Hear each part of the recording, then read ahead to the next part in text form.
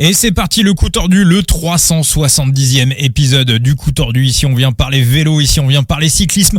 Dans le coup tordu, c'est les passionnés qui parlent aux passionnés. 370e épisode du coup tordu. On va débriefer. Il s'en est passé des choses sur la 11e étape de la Vuelta 2025. On va surtout faire la preview de la 12e étape. Et puis on va parler également un petit peu du Tour de Grande-Bretagne, de la 3e étape du Tour de Grande-Bretagne, où il y a pas mal de petites choses à faire, si vous voyez ce que je veux dire. Et donc pour la preview de cette 12e étape de la Vuelta 2025, il est dans la place, dans le coup tordu, Monsieur Latib, le plus passionné des passionnés. Comment tu vas, mon Thibaut ?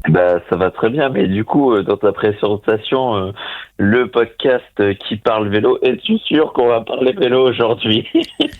J'ai envie de te dire, à partir du moment où, c'est un petit peu ce que je vois à droite, à gauche sur les réseaux sociaux, on dit faut séparer le sport et la politique, mais de toute façon, le vélo, encore plus le foot, mais de toute manière, depuis la nuit des temps, le sport et la politique sont liés. J'ai un peu l'impression. Et de bien des façons. Des façons dans les actions. Alors oui, là, on parle d'actions qui sont en dehors du sportif. Souvent, on a vu des sportifs se mettre en avant pour des causes, contre le racisme, pour plus d'égalité entre les sexes et entre les genres.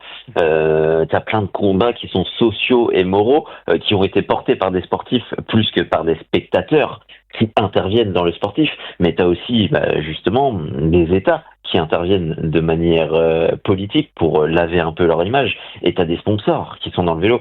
On va parler aujourd'hui d'Israël, mais on pourrait parler d'États comme Bahreïn, comme les Émiratis, qui te financent des équipes et qui intrinsèquement ont un rôle politique. Total Energy, ce qu'ils font au Yémen, c'est pas très très beau. C'est pas, tu vois, je veux dire.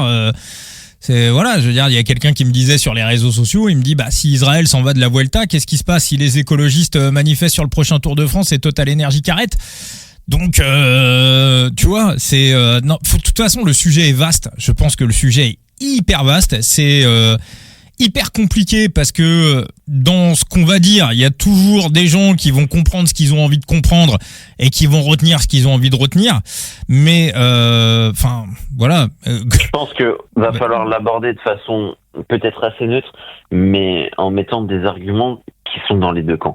Parce que c'est ça. Si tu y réfléchis, on peut faire un brainstorming et mettre des pour, des contre, mais en réfléchissant au pour et au contre, t'as forcément des arguments qui vont pencher dans une balance et des arguments qui vont pencher dans d'autres et qui vont intrinsèquement se répondre et parfois se confronter.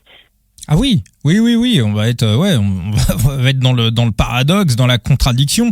Alors, on va pas revenir sur ce qui en 3 secondes pour ceux qui auraient complètement zappé l'étape d'aujourd'hui.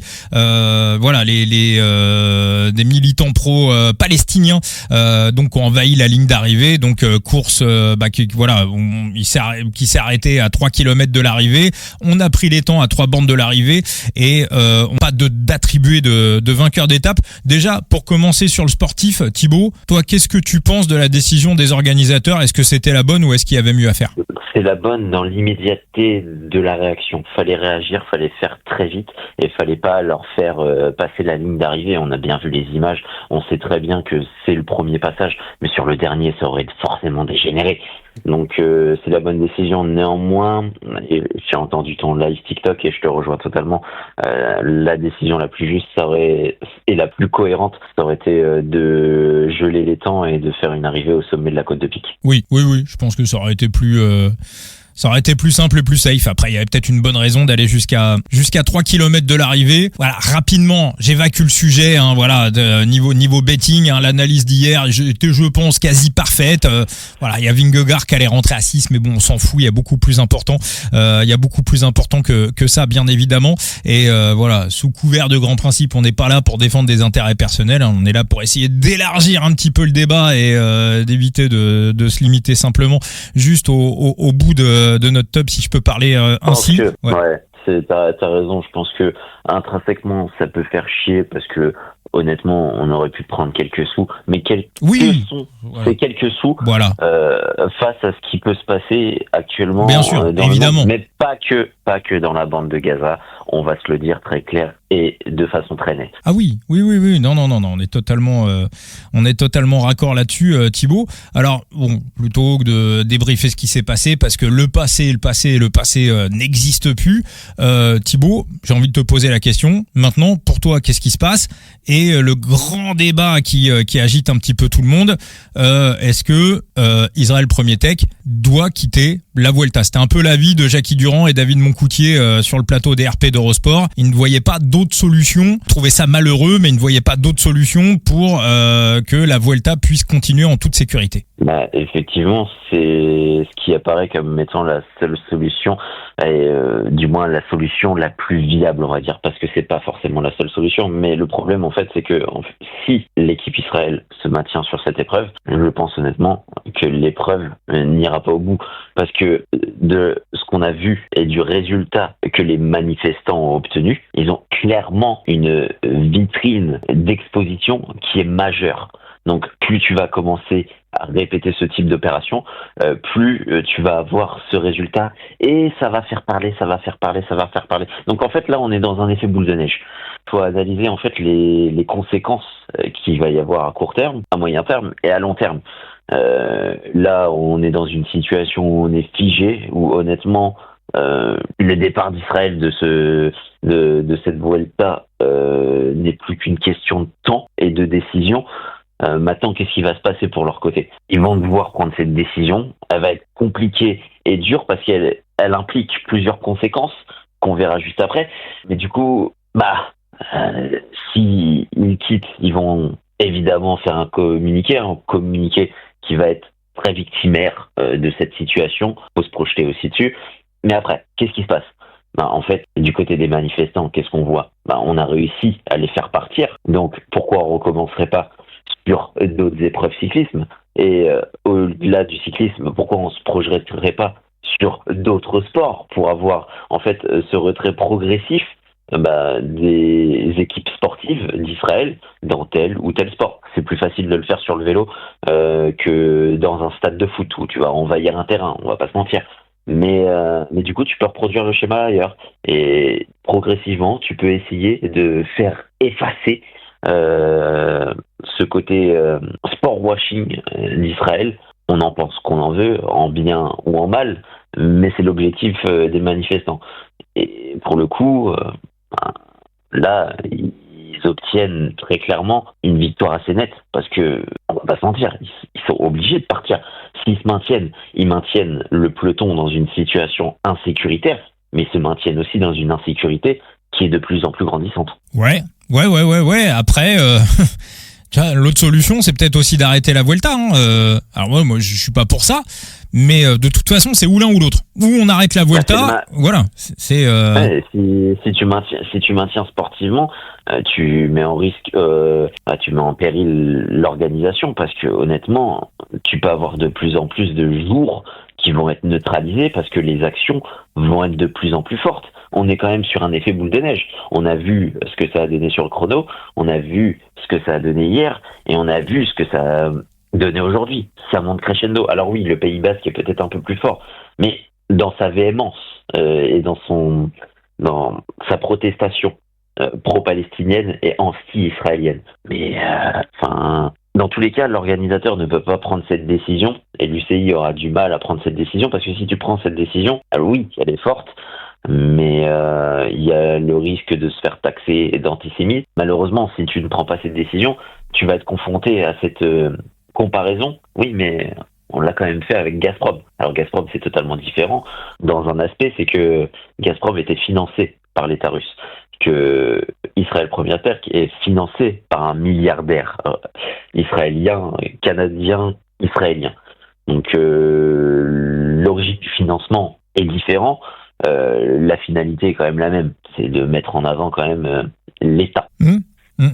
Alors maintenant, admettons, je fais de la fiction, Israël Premier Tech se retire de la Vuelta, mais je veux dire, la boule de neige, elle va continuer. Admettons que tout ce qui se passe à Gaza... Ça signe la mort de l'équipe, je pense. C'est sûr, parce que tu vois, honnêtement, t'as un coureur qui veut signer, on te propose un contrat chez Israël, tu vois cette politique insécuritaire qui se renforce d'épreuve en épreuve. Et là, la Vuelta, on atteint, je peux même pas dire son paroxysme, parce qu'on n'est pas au sommet de la violence que ça peut engendrer. Parce que pour le moment, on est dans une certaine violence, mais une violence qui n'a pas encore eu de grosses conséquences négatives. Mais il y a un moment, si on continue, on va forcément arriver à des degrés qui vont atteindre des conséquences qui n'étaient pas visées et souhaitées. Et malheureusement, c'est le problème de cette situation. Donc, en fait, tu auras du mal à signer des coureurs. Tu as des coureurs qui vont vouloir partir. Et la viabilité du truc, c'est quoi? Qu'est-ce que tu fais? Tu te retires définitivement? Tu effaces un peu plus le sponsor Israël en gardant toute ta structure? Adams s'en va. Honnêtement, de ce côté-là, c'est assez flou. Parce que les solutions sont multiples. Mais on part vers une petite mort de l'équipe. Bah, surtout, Thibaut, c'est que même admettons que demain, à Gaza, tout ce qui est en train de se passer, ça s'arrête. Voilà, plus de bombardements, la population est ravitaillée, arrête de la famine. Hein? Ce sera toujours véhément parce que le 7 octobre a envenimé les choses et fait que on est dans cette situation, et cette situation extrêmement compliquée. Mais période Covid, il y a eu le départ à Tours, et je l'ai vu et sur d'autres courses, mais Tours, je peux t'en parler puisque j'étais là au départ. Il y a toujours eu, et ça fait des dizaines et quinzaines d'années, que sur des événements, sur des manifestations, au-delà du sportif, qu'on manifeste contre Israël, et Israël première tech depuis qu'ils se sont implantés dans le vélo, au départ des étapes, aux arrivées et à certains moments des courses. Là, c'est plus véhément qu'avant.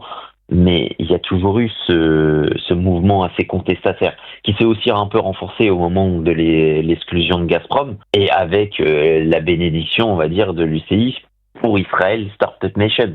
Mais il y a toujours eu ce vent contre cette équipe. Donc c'est pas le 7 octobre qui a créé ce mouvement. Ce mouvement, il était déjà. Donc il perdurera. Oui, non, mais il s'est complètement amplifié avec ce qui s'est passé à Gaza ces derniers mois, et puis aussi ce qui se passe, on en parle peu, mais aussi ce qui se passe en Cisjordanie actuellement. Donc bref, admettons que demain tout s'arrête et que dans les semaines qui viennent, la population est ravitaillée, les colonies en Cisjordanie ça s'arrête. Enfin voilà, que les gens retrouvent très compliqué, très compliqué, mais que ce qui se passe là s'arrête. Mais le truc, c'est ce qui s'est passé ces derniers mois, voilà, depuis quasiment 2 ans, a laissé des traces, a laissé de la rancœur. Et j'ai envie de dire ça peut être sans fin en fait, cette histoire. Ça peut potentiellement quand tu disais la mort de l'équipe, moi je disais au-delà de coureurs qui ne voudraient pas signer dans cette équipe, c'est simplement de fait de se dire que les manifestants vont se dire ça a fonctionné une fois, ça peut fonctionner systématiquement. Et encore une fois, on peut l'étendre sur des militants écologistes avec d'autres équipes, des militants des droits de l'homme, je sais pas, pourquoi pas avec la Bahreïn, pourquoi pas avec UAE qui vont se réveiller, des pro-tibétains avec l'équipe chinoise, même si ils courent pas beaucoup en France. Enfin, derrière le truc, effectivement, si on revient à ça et si on revient à avoir un sport avec que des sponsors, on va dire vertueux, en réalité, le problème, on en a déjà parlé il y a longtemps. Le truc, c'est qu'il y a plus de sport en fait. C'est en réalité, c'est où est le, tu vois, là, des Macs françaises qui font travailler des esclaves, des Ouïghours au fin fond de la Chine. C'est en vrai, si tu commences à gratter, à regarder d'où vient le pognon, en réalité, si vraiment tu analyses tout en profondeur, en réalité, à la fin, il y a plus de sport. Tu vois, alors après, peut-être, pourquoi pas, peut-être que ça sera aussi l'occasion d'une grande lessive, hein, j'en sais rien, je sais pas, j'ai pas de, mais c'est le truc est, encore une fois, hein, j'ai pas de solution, j'ai pas d'avis complètement tranché, il y a toujours du pour, du contre, les conséquences, c'est vraiment épineux et compliqué, et on pense toujours l'inverse et son contraire, mais en réalité, si on parle là-dedans, on est sur un truc qui c'est à la base, le sport, c'est quelque chose qui est censé réunir les gens. C'est tout là en fait du placement de cette vertu où en fait Il n'y a pas de blanc, de noir. Et faut pas oublier ce dicton qui dit que celui qui se fait passer pour un chevalier blanc s'inscrit également dans une nuance de gris. Donc il y aura toujours des pour et des contre ailleurs, et surtout en matière de sponsoring avec des grosses entreprises, parce qu'elles ne font pas que du bien. C'est vrai Thibaut. Bon, et écoute, sujet. Mais, honnêtement, on rentre dans une situation où, pour moi, je ne vois pas autre chose qu'un effet boule de neige. Oui, non, mais moi j'ai envie de dire, oui, t'as raison, effectivement, la logique, si on veut que la Vuelta aille au bout, et dans un climat de sécurité, et même pour les coureurs d'Israël qui n'y sont pour rien, tous, voilà, ils vont probablement quitter la course dans les heures qui viennent, mais moi j'ai peur que ce soit juste une solution à court terme. Ça va être une solution à court terme. Mais c'est une solution court-termiste, mais du coup, c'est dans tous les cas, c'est une position où forcément l'équipe va se positionner. Et elle est victime de cette situation, c'est vrai, mais elle va pousser le bouchon victimaire. Mais pour le coup, ça donne un précédent et une vitrine monumentale. La conséquence que ça fait du côté des manifestants. Enfin, pour eux, c'est une victoire. Ah oui. Donc ça leur donne la légitimité de le refaire par la suite.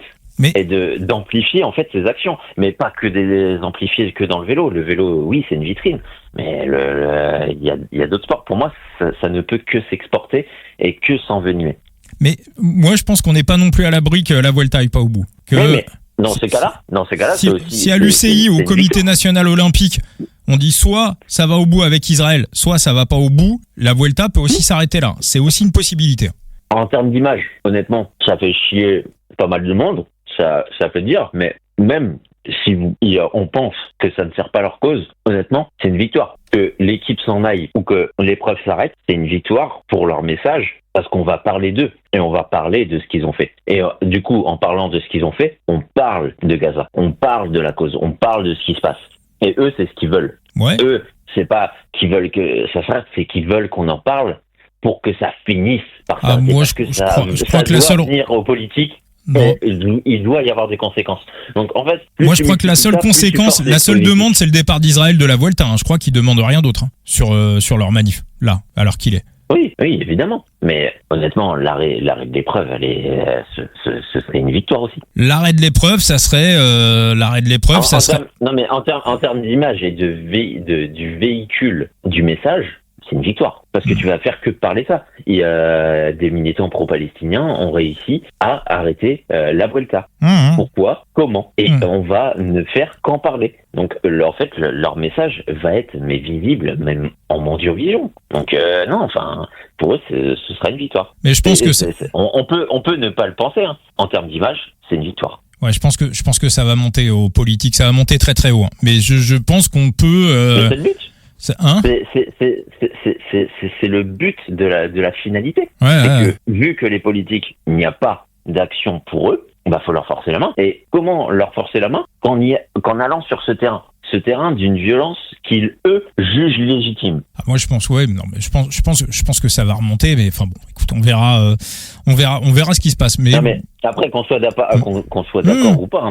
Non, mais là, on est en train d'expliquer de notre avis, les conséquences et ce qui va se passer, ce qui peut se passer dans un sens ou dans un autre. On n'est pas en train de donner on cherche à analyser la situation et les éventuelles conséquences, soyons bien clairs. Ouais, la conséquence, elle est qu'à moyen terme, l'équipe peut pas survivre à ça.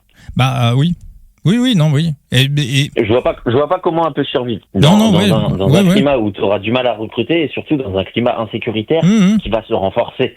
Puis surtout, oui, si faut voir quel va être le discours de l'équipe, quel va être le discours du big boss, et puis voilà, puis aussi peut-être que du côté de l'État israélien, on va peut-être demander à toutes les équipes d'arrêter la Vuelta en signe de solidarité. Hein. Ils peuvent aussi, ça peut, quand je dis que ça peut aller au niveau de la politique, ça peut aussi aller de ce côté-là. Et t'as aussi d'autres équipes qui sont actuellement sur la Vuelta qui peuvent aussi recevoir des consignes de la part de leur gouvernement. Là, j'extrapole, je vais extrêmement loin, mais c'est aussi des possibilités. Donc à voir, à suivre. On verra un petit peu la suite, mais ouais, effectivement, il risque d'y avoir des conséquences sur ce qui s'est passé aujourd'hui, mais on va dire des conséquences qui vont pas simplement se limiter à cette Vuelta 2025 et qui risquent de faire effet boule de neige pendant encore très très longtemps. Thibaut, on bascule sur la 12e étape. Basculons. Allez, basculons. Voilà, on revient un petit peu sur le sportif, même si on sait que voilà, il y a des choses bien plus dramatiques dans le monde. Thibaut, je te laisse la main sur le parcours de cette étape qui va amener les coureurs de Laredo jusqu'à Los Corrales de Buelna. Une belle étape où ça peut partir un peu dans tous les sens, mais qui malheureusement, de par son placement, pourrait être intéressante si elle n'était pas placée avant l'Angliru. Son placement avant l'Angliru semble un peu bloquer l'action du côté du GC, malgré la frustration du jour. Donc on a un départ qui est relativement plat pendant 35 km, puis après t'as cette ascension du Puerto Alisas. Je vais prononcer le S, sinon je vais avoir l'impression de parler de ma sœur. Puis une longue transition, un peu mal plate, mais principalement plate, et quasiment 70 km jusqu'à la montée finale. Une montée finale quand même relativement assez exigeante, puisqu'on va avoir quand même des pourcentages maximum qui vont atteindre les 15% quasiment, pourcentage moyen sur 5 km 600 à 8,7%. Donc une montée difficile, suivie d'une descente technique et d'un replat final d'une quinzaine de bornes. Une étape assez ouverte, parce que on sait que si t'es le meilleur grimpeur et un bon descendeur, t'as la course gagnée au sommet. Si t'es le meilleur grimpeur et un piètre descendeur, t'as le moyen de te faire rejoindre. Et si t'es un bon rouleur, qui est un très bon grimpeur dans le groupe, on l'a vu l'autre jour, tu peux avoir des mouvements d'anticipation de cette dernière difficulté et faire la nique au grimpeur. Donc en fait, le scénario est assez ouvert. Mais alors Thibaut, un élément important, très très important sur cette étape, c'est la météo. Ouais, la météo que je voulais charger avant le podcast, parce que j'ai pas encore rédigé l'article Vélo Flûté. Moi je vais te dire, ce que j'ai vu, on va voir si tu vois la même chose. Je le charge, dis-moi, mais je crois que c'est temps plutôt nuageux mais faible risque de pluie. Et c'est la direction du vent, moi, qui va m'intéresser. Donc, je te laisse voir et je te confirme. Écoute, départ vent d'eau, 3/4 d'eau même. Donc voilà, donc faut que ça pète avant Ramales de la Victoria, où les coureurs vont changer de direction. Donc là, on est encore à 30e, 40e kilomètre. Et là, par contre, au moment du changement de direction vers la première ascension du jour, en direction de la première ascension du jour, là, par contre, c'est vent de face. Hein. Là, c'est voilà, on est au 20e kilomètre à Ramales de la Victoria. Donc là, on change, on prend la direction et là, on se prend vent de face. Voilà, un bon vent de face qui fait bien plaisir jusqu'au sprint intermédiaire qui a lieu quasiment 90 bornes plus tard, donc à Barros, et ensuite là, on va reprendre un peu de vent 3/4 d'eau avant d'arriver un petit peu sur l'espèce de circuit final où là forcément il y aura des périodes, des phases vent d'eau et vent de face. Donc pour moi, si une échappée veut vraiment aller au bout et aller au bout tranquille, pour moi, il faut que ça pète dans les 20 premiers kilomètres. Pas nécessairement. Après, pas nécessairement, à mon sens. Oui, le vent est quand même relativement assez puissant, surtout dans cette première difficulté. Mais en fait, le fait c'est qu'une fois que ton échappée va être établie, ça dépend de l'attitude du peloton. Et honnêtement, si on n'a pas envie de batailler, s'il y a personne de dangereux, je pense que les Visma Lease the Bike laissent filer. Donc oui. Ce sera sur le poids des autres équipes. Quelle équipe a envie de contrôler ? Quelle équipe, en fait, dans un scénario de leader, Et en fait, pour contrôler, faut aller au moins avoir, on va dire, 60-70% de chances de gagner. Quelle équipe a intérêt de rouler, de sacrifier son équipe pour s'accorder ce taux de pourcentage de victoire en cas d'arrivée entre leaders? Ouais, après tu peux aussi chasser derrière pour essayer de replacer des mecs, hein. Non, mais tu replaces des mecs, tu les replaces comment? Parce que c'est ça, dans la difficulté, elle n'est pas située non plus trop loin de l'arrivée, mais elle n'est pas située non plus trop proche, donc tu as un risque de jonction, tu as un risque de te cramer. T'as un risque de te cramer surtout avant l'Angliru et de cramer ton équipe avant l'Angliru. Donc, est-ce que tu prends ce risque-là du côté de l'équipe des équipes de leaders? Ouais, je pense que même si ça sort. Ah non, pas les équipes de leaders. Ça laisse filer. Oui, mais je pense que du coup, ça laisse filer. Bah ouais, mais après, moi, je te parle d'équipes qui auraient éventuellement raté l'échappée, quoi. Tu vois, si en haut du Puerto de Alisa, le groupe qui est en tête a pas une énormissime avance, bah ça va pas débrancher. On risque d'avoir une étape où tout le monde va rouler sur tout le monde, vent de face. Ouais, mais c'est une équipe qui a loupé, mais en se disant que si tu ramènes, qu'est-ce qui se passe? Est-ce que tu crames tous tes éléments pour ramener en fait le peloton et au final tu reloupes l'échappée? Est-ce que tu prends le risque de contrôler, mais en fait dans la dernière difficulté t'es quasiment sûr de te faire lâcher par les leaders? Je suis pas sûr qu'une équipe lâchée qui n'a pas de leader au général tente ce mouvement, d'autant plus que est-ce que t'as le grimpeur puncher qui peut relativement rentrer dans les pourcentages que je t'ai parlé pour aller gagner l'étape après ensuite. Après, le truc, c'est que si le problème, c'est que si t'es DS, tu te dis ça, c'est l'étape typique pour les échappés. C'est vraiment profil complètement pour les échappés. T'es DS, t'as raté l'échappée. Tu vois que t'as un groupe qui est pas ultra méga conséquent devant. T'as pas de coureur dans ton équipe. On est vent de face. Bah, si tu trouves 2-3 équipes qui ont placé personne devant, qu'est-ce qui se passe? T'es en bas du Puerto de Alisa, bah tu roules en espérant recréer un mouvement de course et qu'à un moment donné les leaders lâchent l'affaire. Je pense t'es DS, tu réfléchis même pas en fait, perdu pour perdu, tu le tentes. Je suis pas sûr. Honnêtement, par exemple, une équipe comme Cofidis, t'as loupé, est-ce qu'on te met à la punition ou est-ce qu'on y veut, est-ce qu'on dit bah fuck? Je pense qu'on dit fuck. Hein. Après, regarde. Cédric Vasseur, il a bien puni Brian Cocard de faire la Vuelta, donc bon après c'est pas lui, non, voilà, je rigole un peu, mais oui, non, après je suis d'accord avec toi Thibaut. Hein. Après je suis quand même assez d'accord avec toi, c'est que de toute façon dans tous les sens et en remuant le truc un petit peu partout, j'ai du mal à voir autre chose qu'une échappée aller au bout. Voilà, je serais très surpris qu'on ait un décidé sur cette étape en plus à la veille de l'Angliru. Maintenant, voilà, ce vent de face peut si jamais enfin ouais, après le Puerto de Alisa, je pense quand même qu'en haut du Puerto de Alisa, puis après c'est pareil, hein, faut aussi mener une chasse vent de face. C'est pas non plus très sympa. Thibaut, est-ce que, alors on a un favori, je rappelle que jouer avec excès comporte des risques. Dans les liens de l'épisode, vous avez le numéro de téléphone de joueur info service, que le coup tordu est avant tout un podcast de vélo avant d'être un podcast de betting qu'on incite absolument personne à jouer. Vous pouvez jouer gratos, vous pouvez jouer en fantasy, il y a aucun souci là-dessus. Et ouais, Thibaut. Non, fini.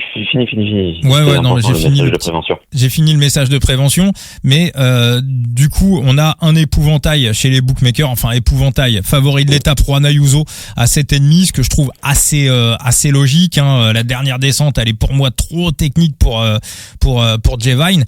Est-ce que pour toi, Thibaut, est-ce qu'il y a un terrain propice où on peut justement entre les deux ascensions, parce que Ayuso va vouloir y aller, c'est quasi sûr, et même s'il rate le bon coup au début de l'étape, il peut réussir à revenir dans l'ascension à la pédale. S'il y a une minute d'écart avec l'échappée, il peut le combler absolument sans problème. Est-ce que tu penses que dans cette phase de plaine entre les deux ascensions, Ayuso va se retrouver isolé, hein, ça sera quasiment à coup sûr le seul UAE devant? Est-ce que avec ce vent de face, il peut y avoir une possibilité de réussir à l'attaquer et de le piéger? Oui, d'ailleurs, non, ce que je voulais te faire pour le scénario échappé, c'était d'avoir tes pourcentages. Bah, pourcentage, pour moi, ouais, c'est du 90-10. J'exclus pas que tout le monde roule sur tout le monde, en fait, et qu'à la fin, on se retrouve avec un GC Day par défaut. Tu vois, c'est pour ça que je laisse 10-15%. Mais, C'est du 90-10 ou du 90-10? Alors 90 pour l'échappée, 10 pour le peloton. Enfin pour le 10. Ok. Et toi? Du 90-10.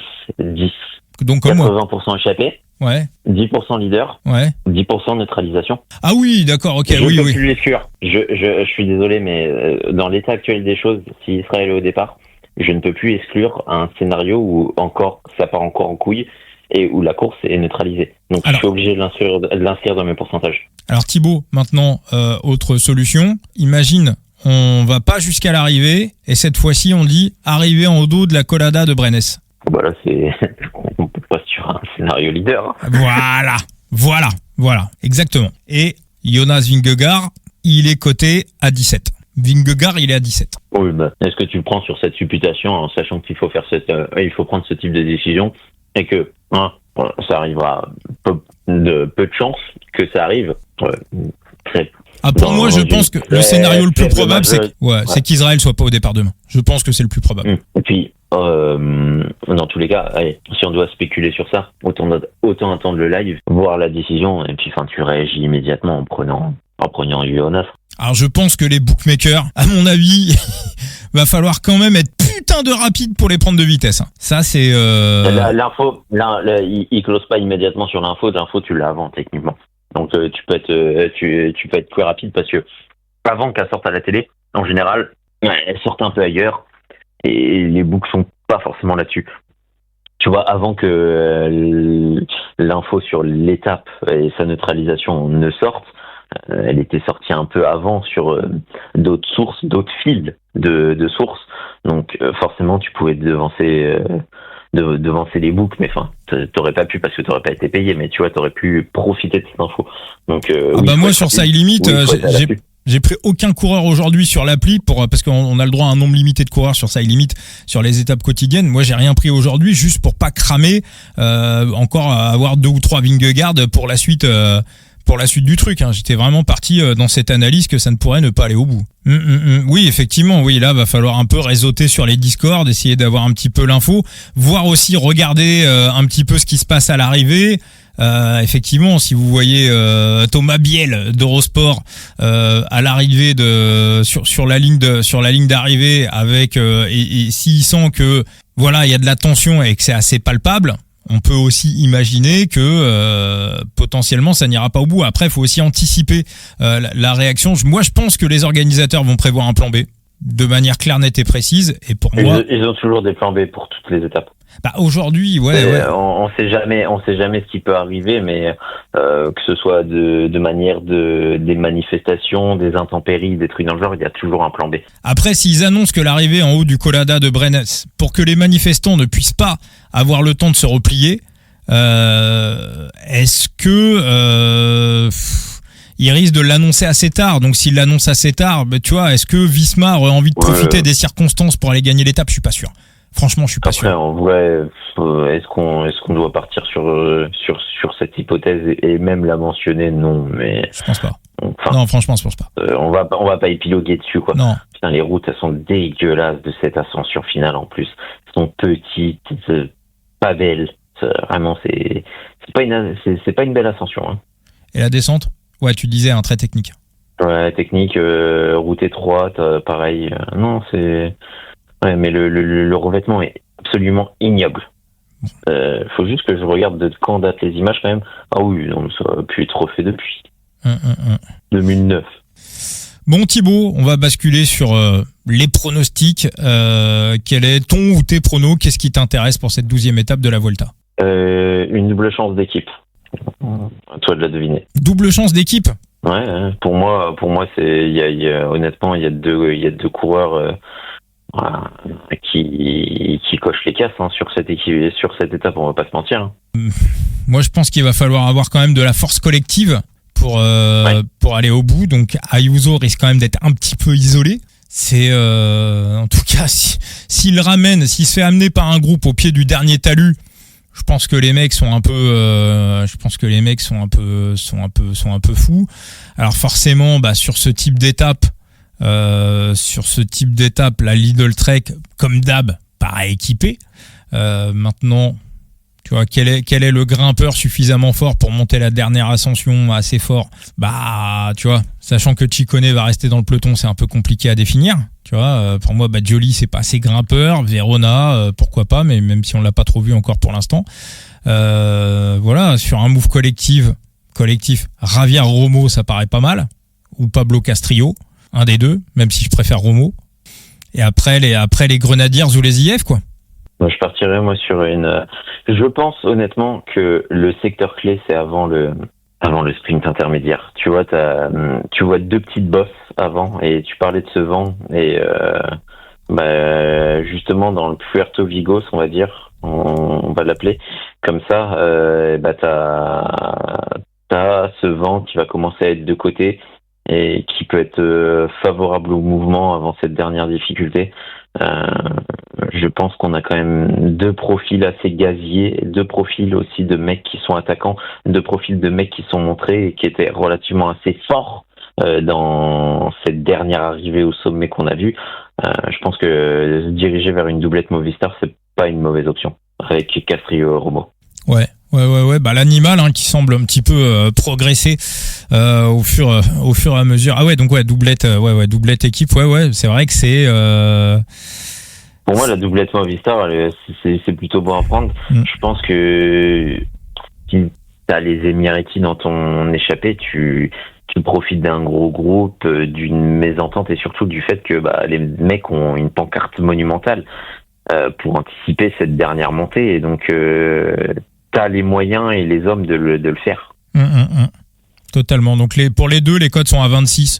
Donc on peut imaginer du top 3 également aux alentours de, allez, divisez tout ça par 4. Donc voilà, aux alentours de 7,5 quoi, à peu près.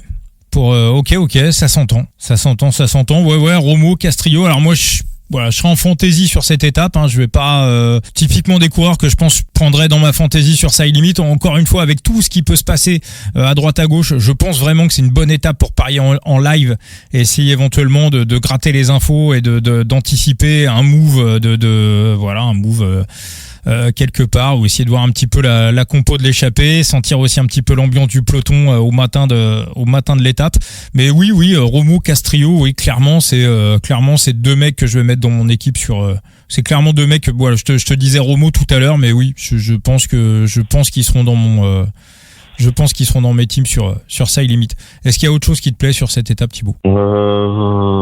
Justement, je réfléchissais à un mec comme Verona, tu vois, qui a aussi un peu ce tempérament d'attaque, qui lise bien ses difficultés. C'est un mec, honnêtement, qui peut s'isoler et partir vers la victoire finale. Moi, ce que j'aime bien, c'est avoir des grimpeurs et qui sont de formidables rouleurs. Et pour le coup, Romo, Castrillo, Verona, ça coche quand même pas mal de cases. Alors, Carlos Verona, je vais essayer de chercher la cotation. 250.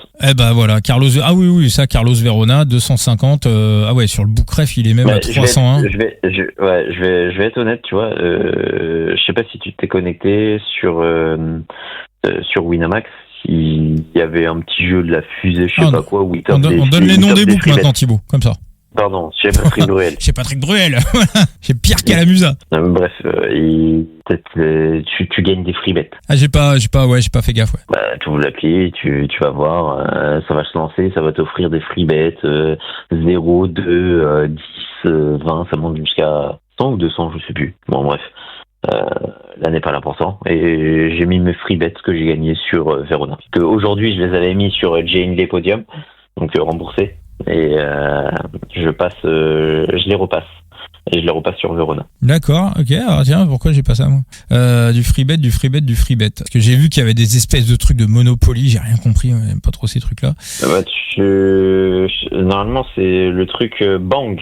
Tu vois, sur la page d'accueil, t'as un Bang, tu cliques dessus, tu vas lancer ton truc. D'accord, ok. Je vais sur la page d'accueil. Tu vas obtenir des free bets, tu vois. Enfin, techniquement. D'accord, ok. Bon, écoute, faut que j'arrive à trouver ça. Mais écoute, écoute, le petit Carlos. Ça peut te faire un petit free roll sur l'étape, tu vois, sans avoir mis de monnaie réelle dessus. T'as un free bet que tu peux potentiellement convertir en monnaie réelle.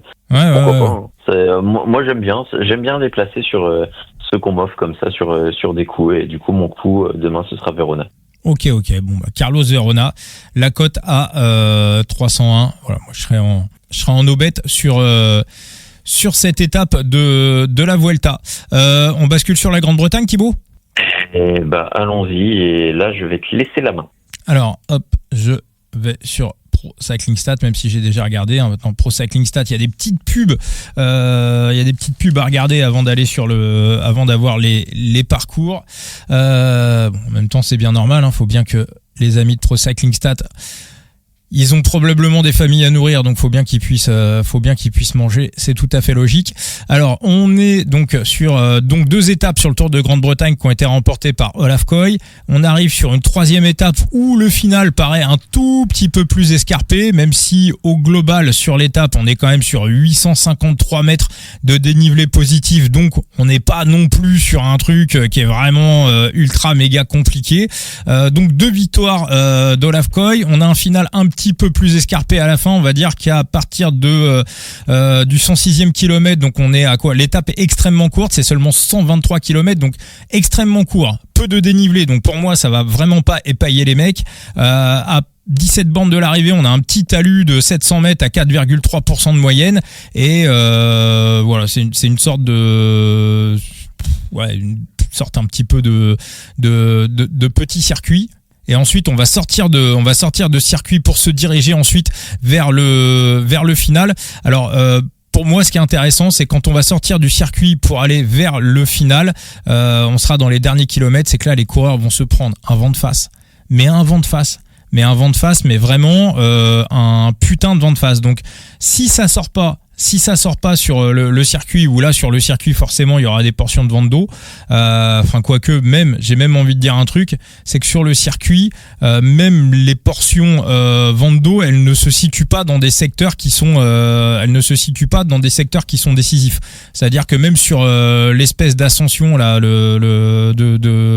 à 700 mètres à 4,3% de moyenne à 18 bornes de l'arrivée, même dans cet endroit-là, ça va plutôt être vent 3/4 face avant de reprendre un vent, mais vraiment un vent très très fort. Moi, je vois des rafales à 50-60 km/h pour aller ensuite sur Ampthill. Et ce qui est intéressant, c'est qu'au niveau des books, Matthew Brennan est côté favori de l'étape à 2,25, et on a du Olaf Koy à 3. Et Olaf Koy, en plus, à la vue de sa forme sur la Bretagne classique, il a quand même plutôt bien passé les talus, donc là il est clairement dans la zone. Olaf Koy, il l'a déjà fait sur le Tour de Grande-Bretagne où il avait gagné une année 5 étapes sur 7, donc il est complètement capable de faire le hat-trick. Pour moi, rien d'insurmontable pour lui sur les derniers kilomètres, en plus avec le vent de face. Donc à 3, je trouve que la victoire d'Olaf Koy à 3, elle est ultra méga bonne à prendre, et pour moi c'est 0,15% de bankroll. Ça s'entend. Ça s'entend, surtout quand tu vois son sprint du jour, où solide. Ouais, puis c'était pas tout plat non plus, quoi. Tu vois. C'était pas tout. Ouais, mais il passe plutôt bien. Et puis, honnêtement, sur ce type de profil, il a un mec pour l'emmener qui est parfait. Hein. Moi, voilà, il a le maillot de leader sur les épaules. Je vois pas pourquoi sur cette étape on le sacrifierait. Tu vois, on lui dirait bon, aujourd'hui c'est pas pour toi. Voilà, sachant que Brennan peut-être avoir, est-ce qu'il va avoir sa chance aussi, Brennan ? Peut-être que l'étape de demain, ça paraît peut-être un peu compliqué pour lui. Enfin bon, il est encore jeune. J'ai envie de dire, la dernière étape qui va du côté de Cardiff, elle est parfaitement taillée pour Matthew Brennan. Elle est très très bien taillée pour Matthew Brennan. Mais cette étape d'Ampthill, tu vois, je veux dire, en plus avec le vent de face à la fin, c'est-à-dire, je vois pas vraiment. Il peut y avoir des mouvements sur l'approche du circuit final. Sur le début du circuit final, mais les coureurs vont tellement se reprendre un vent de face dans la tronche, surtout sur les derniers kilomètres, que il va y avoir de l'action. Évidemment, ça peut casser, tu vois, ça peut péter, mais à la vue de sa forme, ils ont la meilleure équipe. Il suffit juste à le placer à l'avant, en fait. Même s'il prend une cassure, ça va rentrer derrière. J'ai rarement vu un vent de face aussi fort, en fait. C'est limite, c'est tempête, quoi. Ou alors, tout simplement, ça va péter sur le début de la course. Mais bon, encore une fois, je vois pas comment Koy serait piégé avec des Vermont, des Affini, des Thomas Glogg. Enfin, tu vois, on a des Brennan qui. Il a une grosse équipe, c'est un fils du vent et de la pluie. Enfin, un peu tout pour lui, quoi. Ouais, donc il est en confiance, donc je vois pas Voilà. Pour moi, il y a value en tout cas. Voilà, j'aurais mis vraiment Coy favori de l'étape à la vue des conditions météo. Avec une météo inverse, je dis pas. Mais encore une fois, je pense que les books n'ont absolument pas checké la météo. Ils ne checkent pas la météo pour faire leur cotation. Donc pour moi, voilà, value sur Olaf Koy, la cote à 3 et 0,15% de bankroll. Thibaut, preview disponible sur Vélo Futé très bientôt. Pas encore, honnêtement, pour le moment, j'ai pas. Enfin, là, j'étais pris en podcast, donc j'ai arrêté. Le temps que je monte le podcast, Thibaut, et que ça arrive sur les plateformes, ça va être bon. Je pense qu'honnêtement, je vais le sortir vers 21h30, 22h, parce que faut que je le structure. Écrire, c'est pas si long, mais puis après, faut que je fasse tout le référencement, etc., que ça parte. Donc bon, je suis un peu sorti avec l'actualité du jour, parce que quand tu te dis, est-ce que tu vas analyser une potentielle étape qui peut ne pas avoir lieu, parce que on a un risque de neutralisation aussi de la part des coureurs, un signe de protestation, oui. Etc., une sorte de manifestation, comme on a déjà vu par le passé. Ah oui, non, ça peut être un truc, ça peut être aussi Israël qui se retire et une étape neutralisée en signe de protestation avec des coureurs qui vont être d'accord, pas d'accord, enfin ça peut complètement partir en cacahuète l'histoire. C'est tout est possible. Tout est possible. Bon, écoute, Thibaut, 21h30, 22h, ce qui veut dire que au moment où la preview sera prête, le podcast sera sorti. Donc, amis du coup tordu qui est en train d'écouter sur Apple Podcast, sur Deezer, sur YouTube, sur Spotify et sur votre plateforme de podcast préférée, vous avez probablement la preview de Thibaut sur son site Vélo Futé, preview d'Enzo également, preview d'Enzo sur son site The Big Gear. Je te corrige quand même, c'est pas mon site Vélo Futé. Oui, c'est vrai que j'ai dit 2-3 fois ça dans les podcasts sans faire gaffe. Après, en réécoutant, je dis merde, c'est le site de Thibaut. Non, c'est le site de Titouan. Voilà. Et Robin. Et Robin, voilà, les cousins Titouan et Robin. Romain. Oui, Romain, Titouan et Romain. Leur site est Vélo Futé et donc et donc voilà, et donc site dans lequel tu fais des previews très régulièrement, pas tout le temps, mais très souvent pour voilà, notamment pour les grands tours. Exactement. Très très bien, donc Vélo Futé, allez checker tout ça, allez checker Vélo Futé, hein, qui pour moi, je le dis, je le redis et j'insiste là-dessus. Même s'il y a de très très bons sites de vélo en France, pour moi, Vélo Futé est le meilleur site de vélo en France, à tout point de vue et à tous les niveaux. Et Thibaut, on te retrouve très très vite pour un nouveau coup tordu. Moi, je te remercie.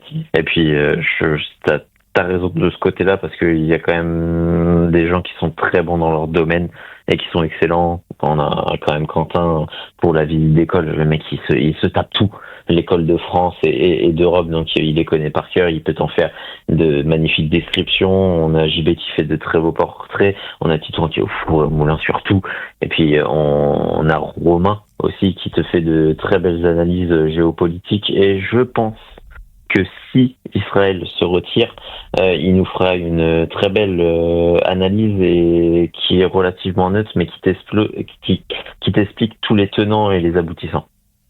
Ah oui, non, c'est mais Vélo Futé, c'est c'est passionnant. Voilà, c'est tout ce que en tant que passionné, c'est tout ce que tu as envie de voir et même encore au-delà.